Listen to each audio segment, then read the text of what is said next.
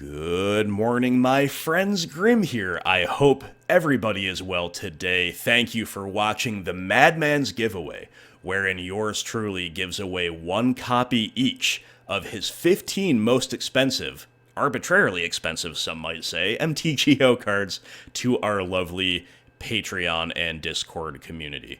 The way this works, my friends, is pretty darn simple. We're going Bloodbraid mode. Randomization OP, a little bit of Bloodbraid RNG magic here for us, and we have 33 entrants, once again, for 15 cards. So we're going to spin the wheel, and we're going to start at the bottom with the 15th most valuable card in my collection and work our way up from there. Whenever a winner is randomly selected, I'm going to say a little bit, a thing or two about the recipient. We'll obviously be giving the recipient the card at a later date, and then the winner will also be removed from the prize pool. So there are no repeat winners. There are 33 entrants, 15 cards. Hey, you've got a pretty decent shot. The only requirement for entry here was that each person on the wheel has at some point, now, in the past, both been a patron of the channel or in some other way has financially supported the content. This is my small way of doing something fun and giving a little bit of value back to the community that has been so generous to me. I've been wanting to do that for a while, partially because I truly do love you guys, and partially because, as you know, I'm still not really playing Magic at all. In fact, literally not playing at all. I haven't played a single game since Donation League 100, and I do have a collection that's kind of rotting away, and, I want to keep some value in it in case I decide to play again in the near future, but for now, I can certainly afford to dole out some arbitrarily overpriced pixels to the very greatest Magic community out there. Thank you, as always, to all patrons, those who jumped in on this and those who did not alike, and thank you out there for watching.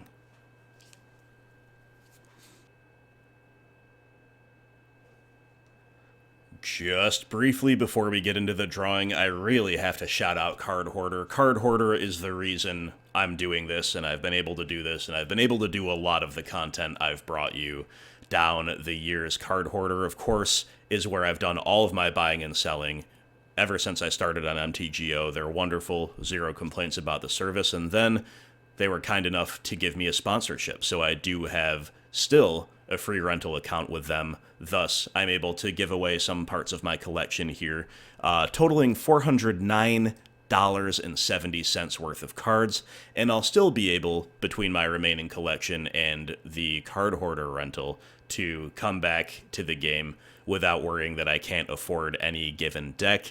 Thanks once again to Card Hoarder. They're also just super efficient. We were looking at the Card Keeper function on their website where you can order everything in your collection. You can import the collection and then you can order it by color, by relevance, and notably for us here, by price. Price high to low. I'm not showing you that because I don't want to spoil what cards are to come, but it's a great service. Just got to give them a nod here. But enough said about all that. Let's see who's going to win some cards starting at number 15. First up, my friends, in 15th place is a good old fetch land you can't go wrong. We've got a Khans of Tarkir Polluted Delta, clocking in at a respectable 9.23 ticks.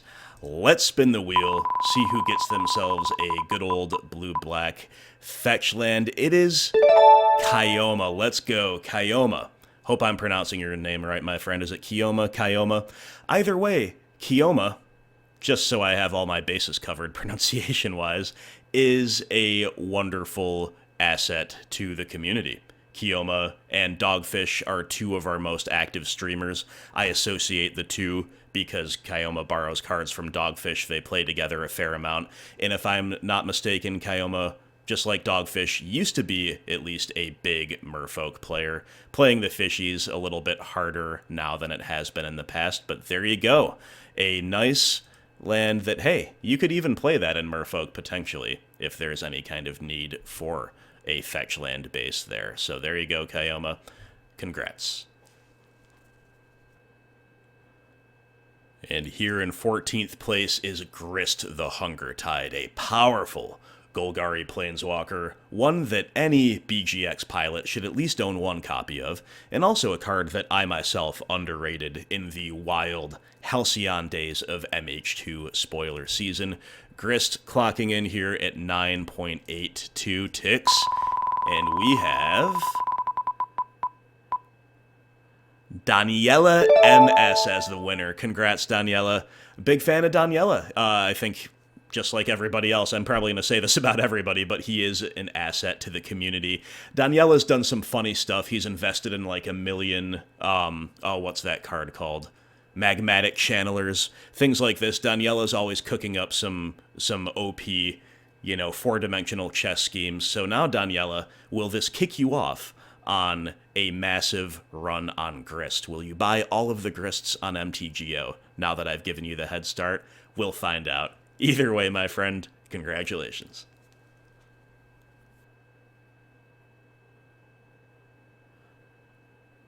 Back to the fetch lands for slot 13, we've got an Onslaught version of Wooded Foothills, and those who know me know that I am the #1 Old Border respecter. I absolutely love all Onslaught fetch lands. It's just too bad that I don't have these in paper to give away, because this one's worth about $83. I'm sure others are worth even more.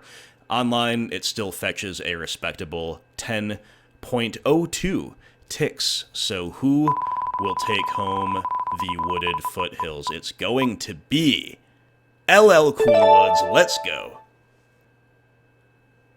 So as far as I would say with LL Coolwoods, I think he's a very active participant in our wonderful community tournaments, one of which actually a paper one is going on right now that's been very, very hype. But the thing that comes to mind even more that I remember about LL Coolwoods is after a Dead Guy Ale co-play between me and the legendary Fjord. LL Coolwoods posts a picture of Dead Guy Ale. He's celebrating myself, but more often, more like it, celebrating the Fjord with some good old Dead Guy Ale. I just love those little communal touches that we have around here. So there you go, my friend. Hope you enjoy the fetch.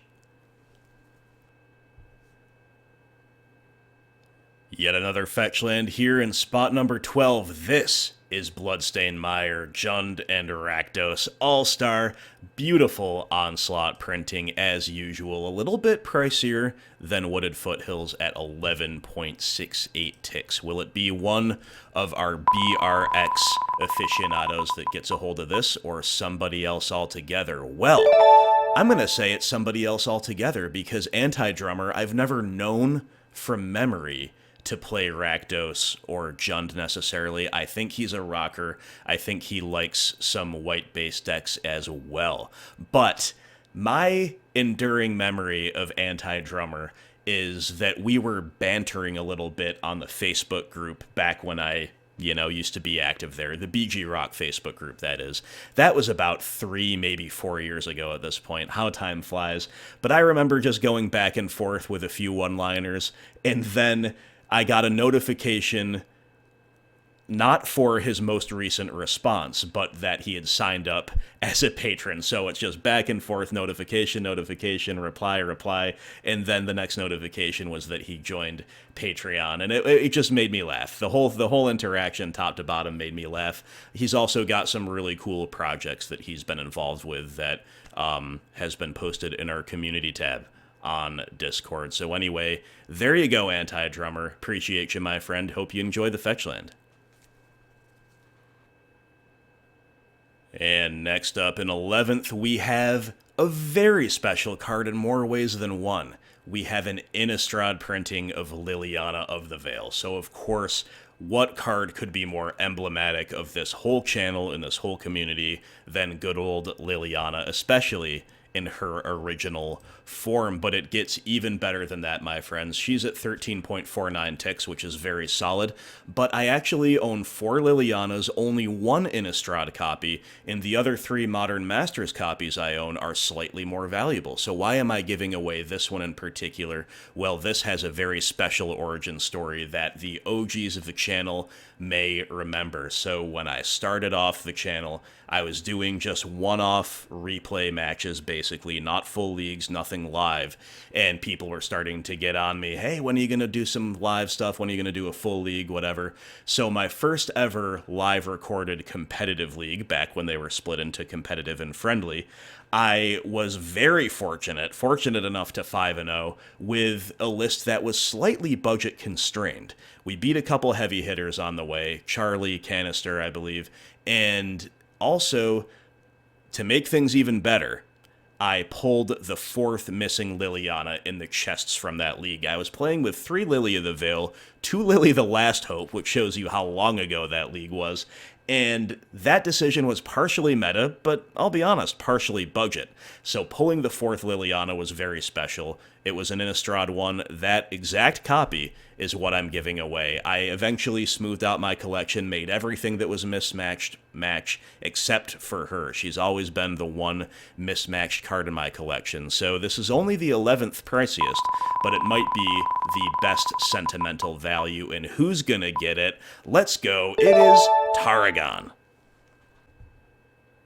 So forgive me if I'm wrong, Tarragon, but I don't think you say too much on Discord, but I do remember a couple of very cool donation leagues, and I know that you were a very early, long-time Confidant patron, so I really do appreciate that.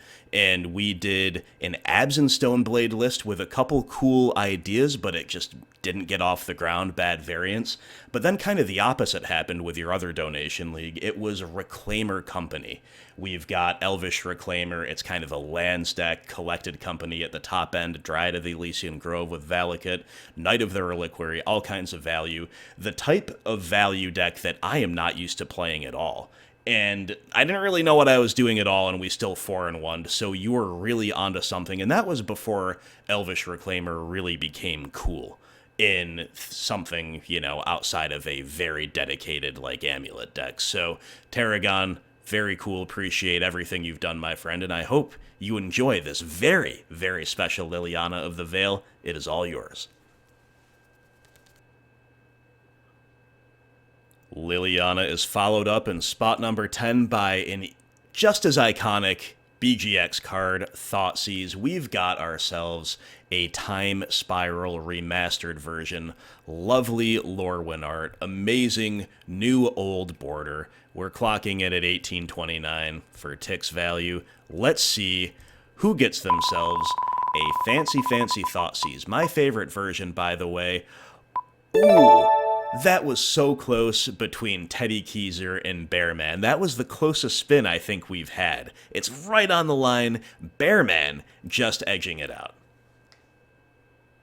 Bearman is a newer member in the Discord relative to a lot of the ancient members that we've seen thus far, and he's been active. I appreciate that. He brings good energy, lots of fun, some good insights, and I do believe, Bearman, that I've seen you posting on the Rakdos channel a bit lately. I remember you got a Takenuma Abandoned Mire that you said you were testing, and so far so good. Hopefully this Thoughtseize complements your Rakdos or otherwise black-based strategies very nicely. Congratulations, my friend. And here at 9th, we have another Time Spiral Remastered beauty. Not a traditional mid-range card as Chalice of the Void, but it is something well worth reaching for against certain decks in certain metagames. It's no longer just a prison card. The changes to Modern have seen to that. And if you've got to play a prison card like Chalice, or I guess I should say a static hate piece like Chalice, you've got to have it looking as beauteous as possible. This is clocking us in at 1895, 18.95 ticks, and the beautiful brown Chalice of the Void goes to Wagga Wagga. Well, I just talked about how nice this card looks and is, but nothing is going to be anywhere near as impressive as Wagga Wagga's collection. This guy is the ultimate rocker. He's got the Future Sight foil Tarmogoyfs, and that is just a start, my friends. He's got everything under the sun, anything awesome, brilliant that you could want for BG the Rock. He's got it, and he's got some other stuff too. I always love his mail day posts in the pictures of cardboard section. So there you go, my friend. Another little piece for your collection, one that is my 9th most valuable card on MTGO, but is probably your 200th most valuable card between paper and digital at best. But there you go. Congrats anyway. I hope it serves you well. Slot number 8 goes to Sunbaked Canyon, our first Horizon land on the list, and we knew these would be in high demand despite being printed at rare, not mythic rare. They continue to be. Sunbaked Canyon is going to run you 18.99 ticks. Let's just round it up and call it a 19-tick painful land. That seems so bad. Who would ever play that? Anyway, you know who's going to play it? It is Bobby.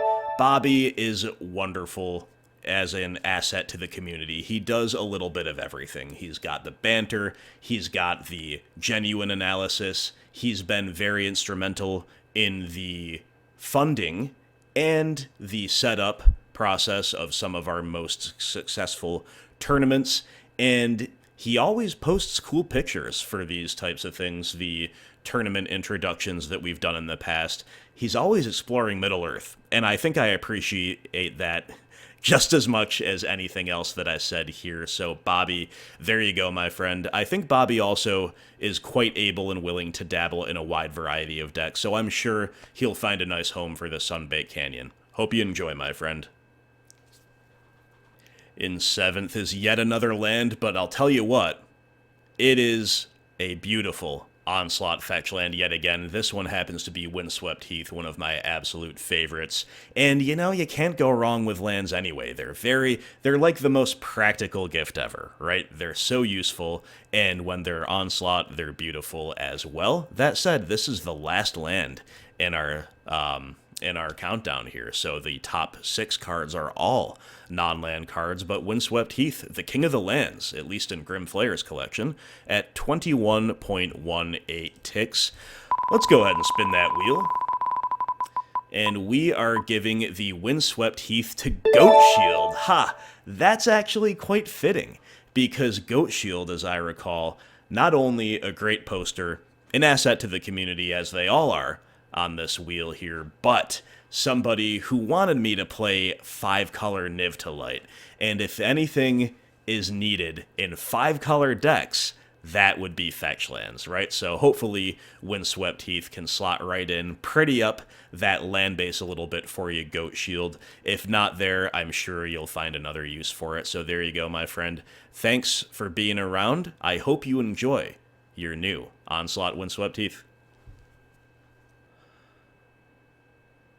Okay, here in number 6 spot is good old Spyro.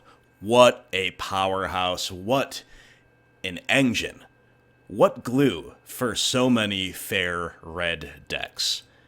Seasoned Pyromancer is clocking in at 22.76 ticks. It's fluctuated a fair amount since its release, but it is always in some kind of high demand.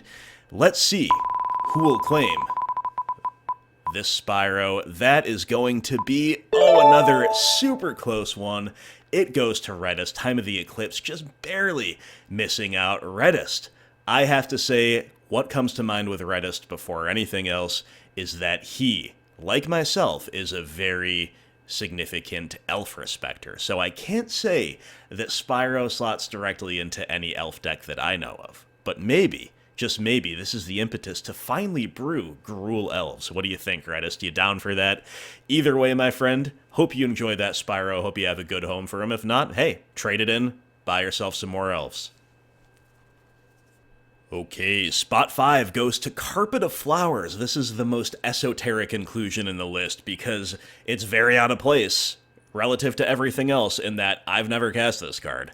And it's kind of cool because actually the last league I've played, Donation League 100, where we played very old school Rock with the Mod Squad, 2018 Rock in 2021, we got a 4-in-1, and this actually came out of those chests, and it turns out to be pretty valuable at, let's see, I forgot to click that, there we go, 24.36. Definitely a sweet one, and I don't know much about the use of the card. The last I knew, it was a legacy sideboard card to dunk on blue, so who's going to get themselves a Carpet of Flowers? None other than Comitech, our resident British Overlord. Absolute gentleman, great fellow, love Kami Tech, and I don't know if Kami Tech has any decks that Carpet of Flowers slots into. He will have to let me know, but that is a great way to kick off this top 5. We love Chris, we love Kami Tech. Awesome, awesome stuff. Now here in 4th, we've got a card that's actually taken a big hit financially in the recent past thanks to the Lurrus ban, but is still quite valuable. That would be none other than Mishra's Bauble Cold Snap version, of course. By far the coolest version you can get, even though they all look virtually identical. I love Cold Snap. I would not play a non-Cold Snap Bauble, I'll tell you that right now. And I believe this card was well clear of 40 ticks before the Lurrus ban. It's still holding a lot of value at 27.25. Maybe a little unfortunate that I didn't get to do this giveaway before the cat was banned, but then again, maybe other cards that we've given away here have increased in value, since Lurrus is no longer homogenizing the format. In any case, who's got the Cold Snap Bauble? That is Maximazed. Let's go. I'm a big fan of Max. Max is somebody who I respect greatly for his choice of cards, both in terms of having kind of esoteric picks around the edges, some relatively fringe options that it just reminds me of the good old days where there were a wide variety of tools at your disposal. There weren't these overwhelmingly powerful must-play cards in quite such high frequencies, and you could get rewarded for really guessing the meta and having those tiny little upsides. And from the streams and screenshots I've seen out of Max, he also is a very much a art and print respecter, and thus I think will appreciate the Cold Snap version of Mishra's Bauble. Definitely very nice. So there you go, Max. Congratulations. Now we're in the top 3, ladies and gentlemen, and the stakes are very high because the prices are jumping up. Every card remaining is above 50 ticks, and here at number 3 is Force of Vigor time-shifted version.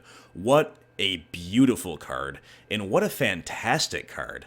You can cast it for free, or in the mid to late game, you can 2-for-1 your opponent. It's all at instant speed. It's arguably never been more important to destroy artifacts and enchantments than it is right now.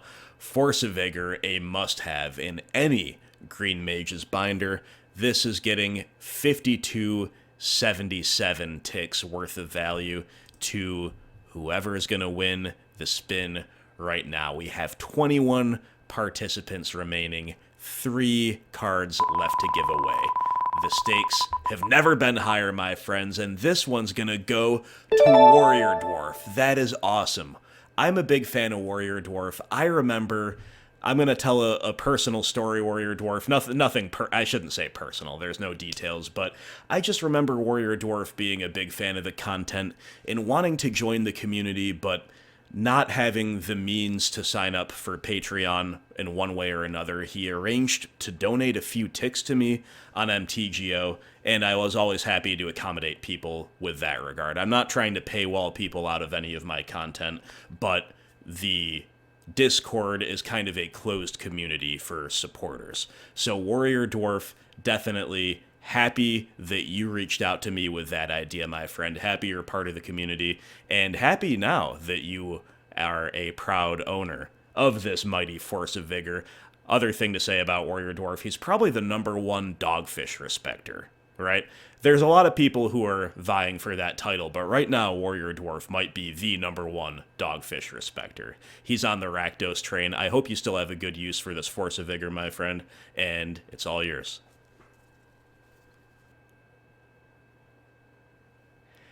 And here at number 2 is the inimitable, the irreplaceable, the putting Jund back on the map single-handedly, Wrenn and Six. You can't leave home without it. Why didn't they reprint it in MH2? I don't know, or maybe we all know, really, that's more like it. But the demand for Wrenn and Six has stayed very, very high.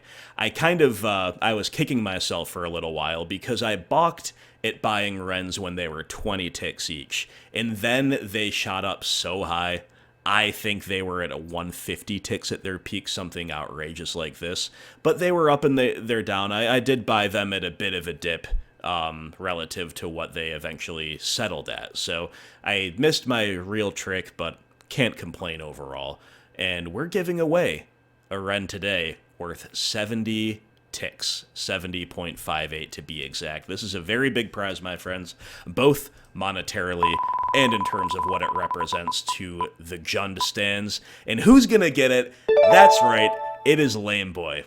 Okay, there's a lot I could say about Lame Boy. We have a few very high-quality meme creators in the Discord. We have some memers. Lame Boy's gotta be at the top. I don't say that lightly, because we've got some people who make me laugh almost every time they post anything, but Lame Boy has got to be the king of the memes, and without spoiling too much, he had a direct hand in the design of one of the prizes for our ongoing paper tournament that is just... It's just blew my mind to see it. Very, very funny. Very surreal for me to see it. And once you guys know what it is, you'll understand why. But Lame Boy, of course, a credit to the community. A genuinely good player with good insights, but always bringing the bants, always bringing the good time. And you, my friend, now own a Wrenn and Six if you didn't own one before, or if you already own some, now you've got another. Enjoy. Last but not least, my friends, is none other than Ragavan, the Monkey Man. Obviously, this critter needs absolutely no introduction.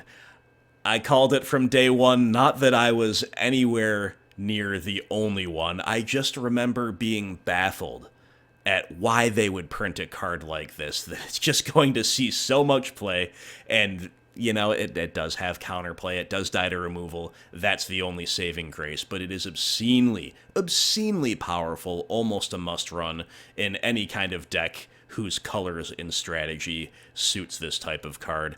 And this little rascal will run you 85 ticks, and it's been higher, it'll probably be higher in the future. We're just going with the normal MH2 version, because that's what I got.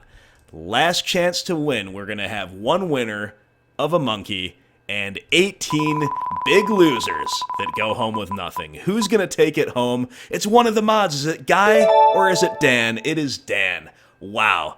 And Mirabito was right below that. 3 members of the mod squad, all nearly coming home with a Ragavan of their own, but maybe Lotus's Dan is the winner. And you know what? As much as I love all of the mods and every single person on this wheel and off of the wheel, maybe Lotus's Dan, it is hard to think of a more worthy winner than you, because Dan was one of the first Patreon supporters I've ever had, a total asset to the community in every way, and is actually the first one who ever suggested that I make a Discord. Of course, I didn't take him up on that at the time. I didn't feel the time was right. Maybe I should have, but we eventually got around to it with the help of the aforementioned Mirabito, among many, many others. And now we have this community where we're doing giveaways, we're firing tournaments, we're helping each other out in every way, we're trading, we're just hanging out. Even though I'm not playing Magic at the moment, I still love it. Dan, you're a big part of this and always will be. This Ragavan is for you, my friend. Enjoy. Alright, guys. Well, there you go. I didn't mean to call you all big losers, you 18 remnants that didn't make it. I am sorry. Hey, maybe we'll do another one of these again at some point in the future. Better luck next time. But to the winners, congratulations. And, of course, to all people who down the years have made this content possible in any way. If you've liked videos, if you've clicked videos, if you've shared them, that is definitely, most certainly including you as well. So I don't have much else to say. I'm sure this video has gone on quite long enough, but I hope it was fun, exciting. I tried to say a little something about everybody, and I do mean it. I really do appreciate you guys. I'm just a dude. I'm just a workaday dad who picked up Magic on and off for my whole life, eventually got kind of serious about it around 2017. A year later, I decided there's a bit of a dearth of Golgari mid-range content on the internet. Maybe I can fill that gap. And we've had our ups and downs, and right now the game is not able to coincide with my schedule, but I still appreciate everything that we've done here and everything that we'll do in the future as a community. So stay tuned to the channel, guys. I may be picking Magic up at some point in the future, you never know. I certainly do plan to do a few more Will It Rock, Will It Jund videos. Again, by keeping an eye on my community, I can stay hip to the meta and thus still have hopefully some decent insights for you when new cards come out. And you gotta watch the Skyrim content. Not many people do, but those who do like it, it's just a really good time. It fits my schedule, my lifestyle a lot now. I'm also eyeing a few other RPGs to potentially play in the future. So stick around for that, my friends. I hope you all enjoyed the giveaway here, the Grim giveaway, the Madman's giveaway, and congratulations to our 15 winners. Talk to you next time, guys. Until then, stay well.